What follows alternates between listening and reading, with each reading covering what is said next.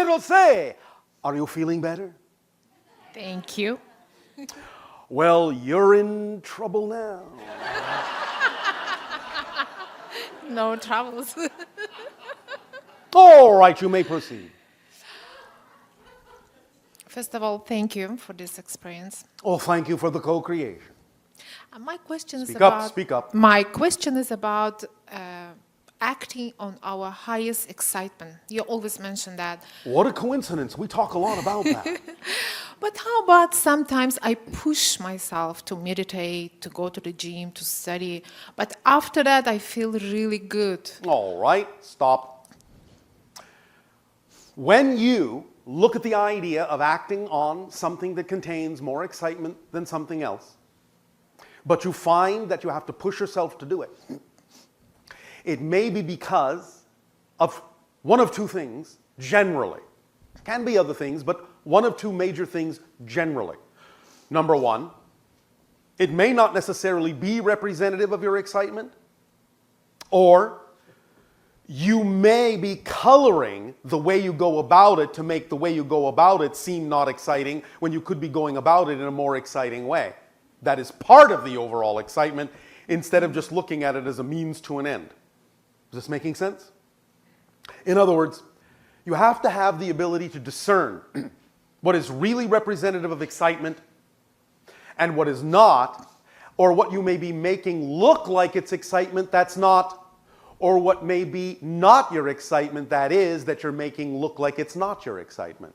Many things in your belief system can color the way you look at the way you go about doing things. And if you have a different definition, a different belief about a process that is different than the thing itself, and you're not seeing the whole thing, the process and the thing, as one thing, then you will separate those things out and saying, well, the thing itself is exciting when I do it, but getting myself to do it is difficult. Well, that means you're making a segregation between the idea of doing it and getting to do it, when it's actually one thing. If it was something you were really excited about and doing it in the most exciting way you can imagine, nothing would stop you. There'd be no hesitation, and there would be no difficulty. Is this making sense? Usually fun things come, easily. You just don't have to push yourself. Exactly, and that means then you're in alignment with not only the thing itself, but all the ways in which you allow yourself to arrive at the doing of that thing, which are actually all part of doing that thing. This is why we say when you act on your excitement, it's very important, not just the thing itself, but how you do it, where you do it, with whom you do it. All the components have to be in alignment with the excitement, or it's not really a holistic definition of the thing that excites you the most. Do you understand? Yes, makes sense. So because you have to push yourself to do things, that only means that either you are coloring the way you're going about it, and there could be a more exciting way you could go about getting to that and doing that thing, and you have different kinds of ideas about what getting to do it means, or it's really not necessarily something that excites you at that moment and you're forcing yourself to do it when you could be doing something more exciting. How to distinguish? Well, as I said, it takes honesty. It takes real self-evaluation. You have to be honest as to whether or not you're actually coloring it. But it comes with a simple question. Again, what would I have to believe is true relative to this experience about myself that makes me feel what I feel? Where's the resistance coming from? What is it I'm actually resisting? Resistance is usually the product of fear. So even though a thing may excite you, there may be something you're attaching to that thing, some belief, some definition, that for some reason dampens the excitement, and dampens the excitement in certain aspects that are connected to it.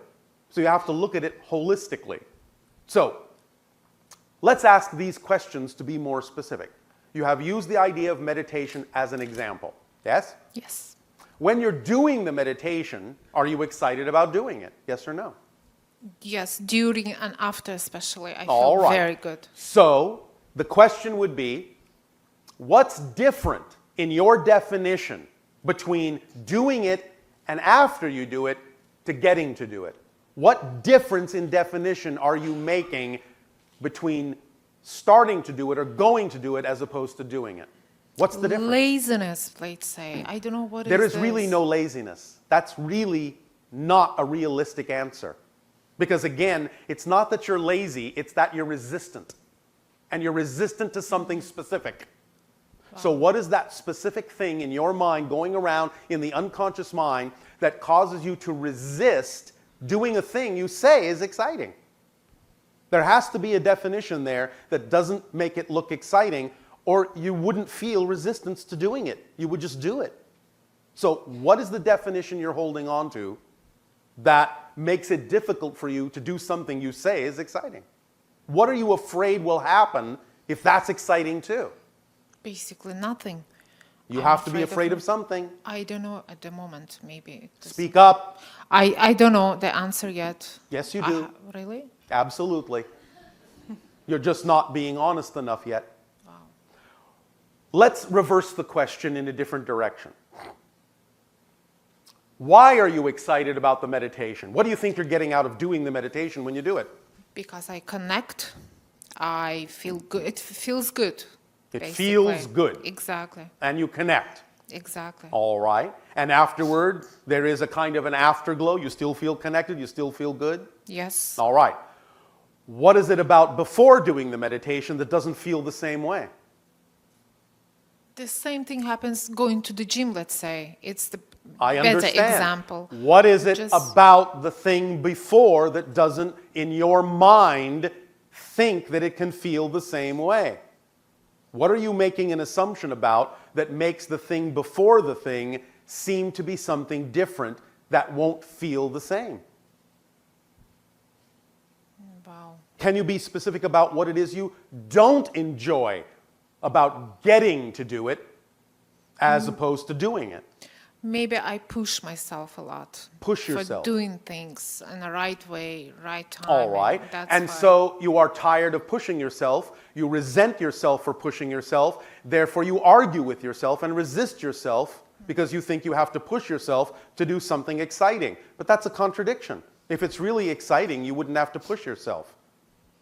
Maybe you think you're lying to yourself about those things being exciting. Are you just using them as a cover for something more exciting? Are you using them as a fallback, a default position for something else you could be doing that would actually be more exciting, but that you're afraid to do? Maybe. Well, what would that be? If you were willing to truly act on the things in your life that are most exciting to you, what are you afraid might happen if you did that? Yeah, basically nothing. I know. Just the happiness. Nope, you're not being honest. You have to understand this is a very obvious thing. If you find resistance in your life, it is usually because there is either a fear-based definition or you are assuming you have to do something you don't really have to do. So let's approach the first one and the second one in a different order. Let's say you did not meditate. Yes? Yes. Well, if you didn't meditate, if you chose not to meditate, then you wouldn't feel pushed to meditate, would you? Yes. Would you be all right with not meditating? We'll be fine. Yeah. Oh, all right, so it's not really that exciting then, is it? Is it? That's If you're okay with not doing it, trust me, you're not passionate about it.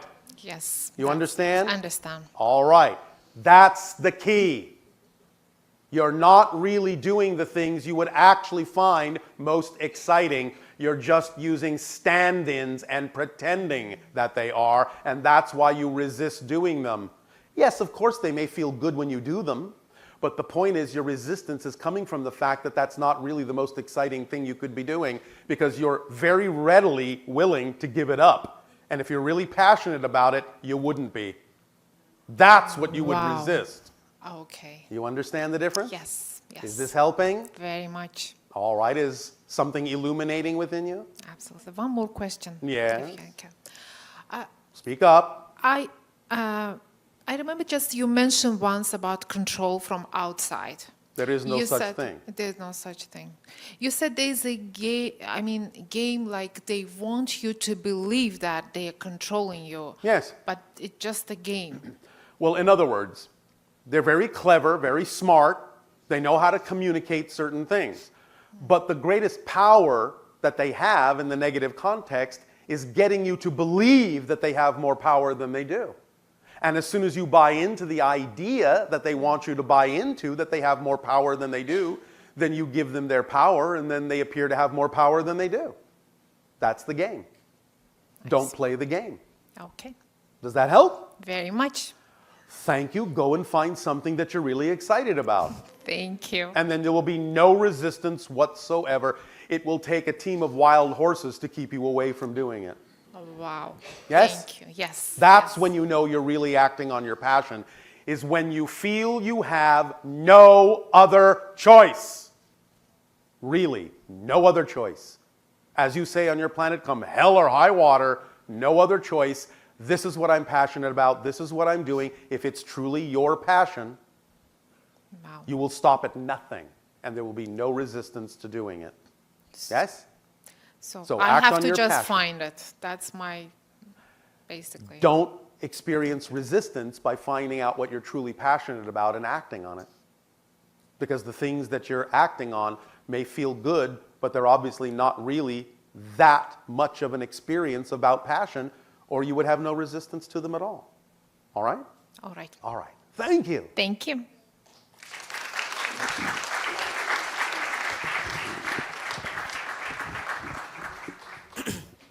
Hello, Tadeo. Good day to you, Nania. Speaking of hell, Yes. I wanted to ask you, in your travels of contact, what is the darkest, most negative civilization that you've encountered, and how would that compare with what you see on Earth? If you wish any kind of a comparison at all, it would be the idea of a civilization that doesn't know that there is any other option other than what it is experiencing that allows it to feel completely and utterly hopeless and despairing. And in that despair, there is absolutely no inkling that there can be anything else. You have the freedom to know there is something else. Yes? Yes. Yeah, we have the The yin greatest yangs. hell is the one you don't know you're in.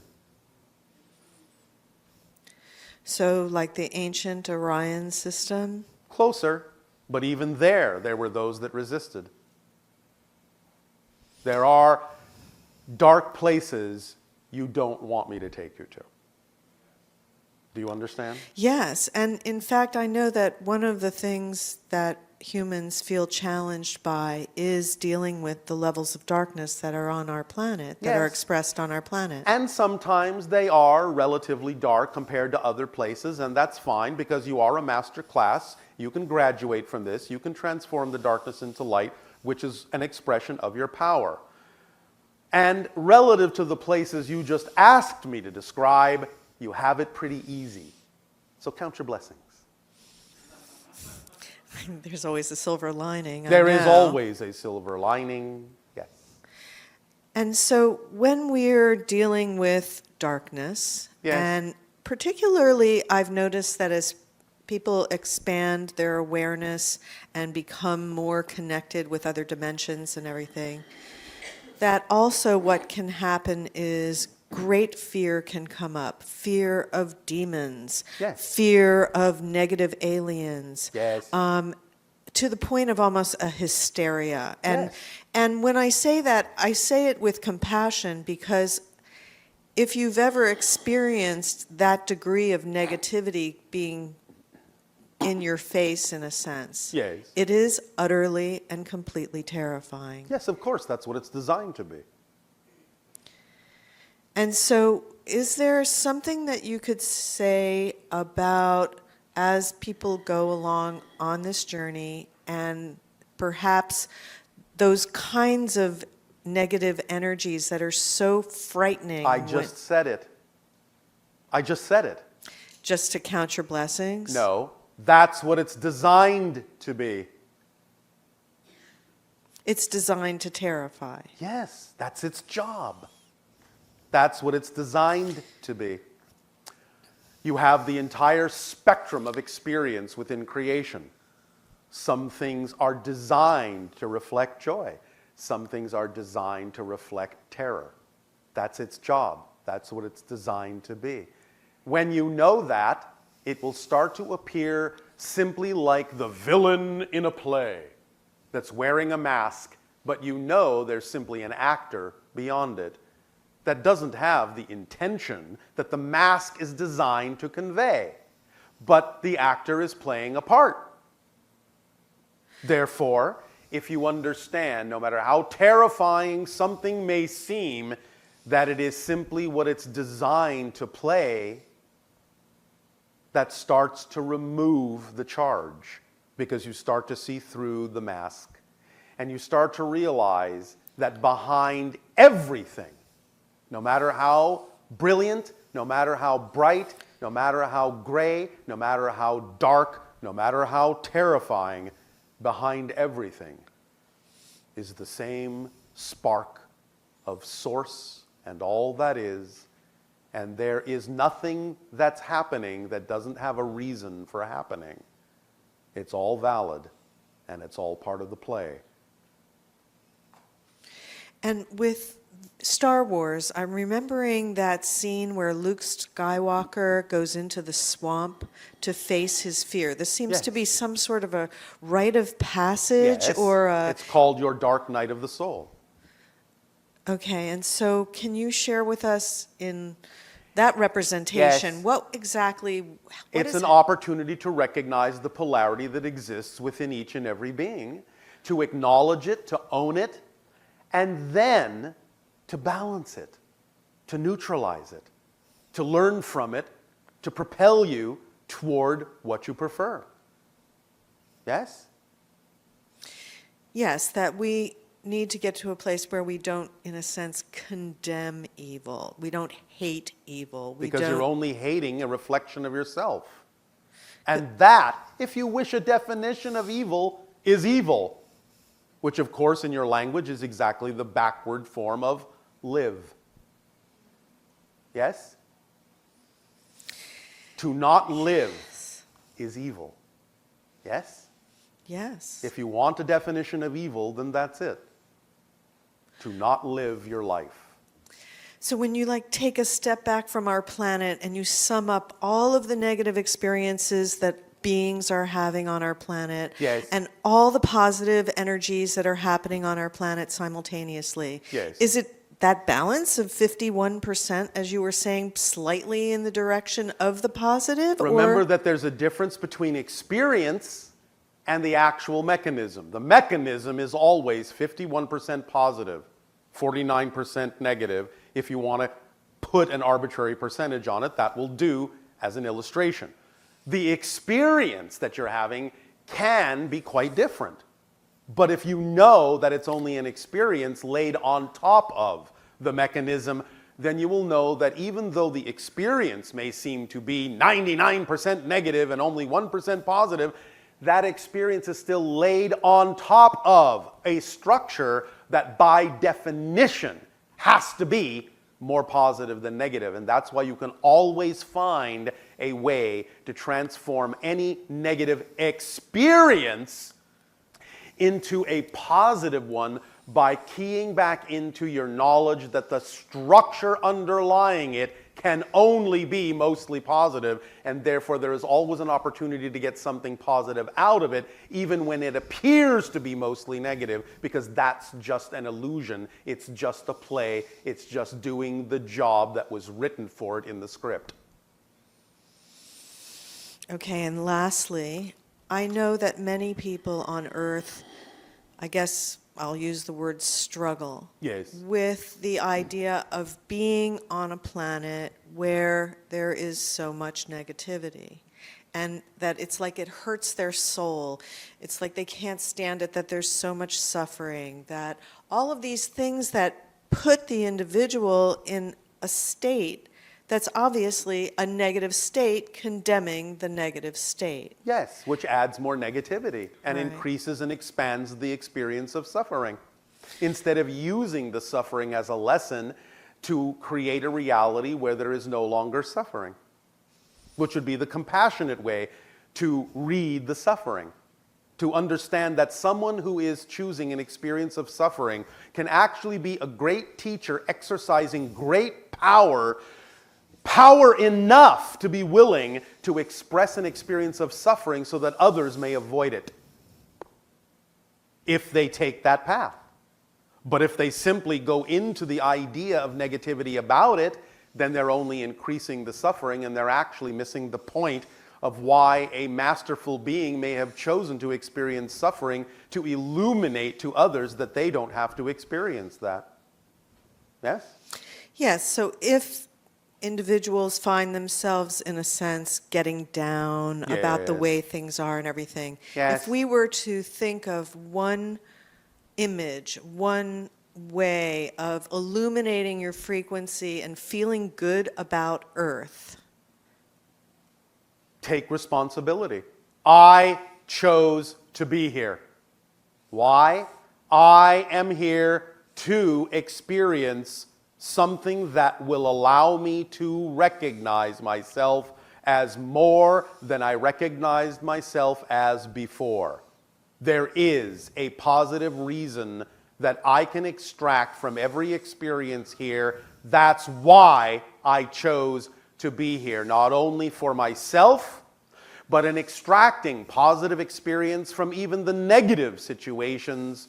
I will act as a shining example that will help all others know they can do so too.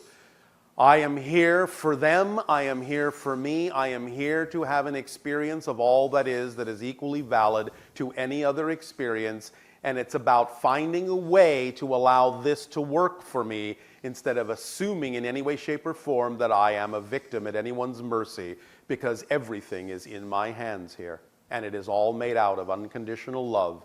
All I have to do is align with that knowledge, and I will experience it to be so.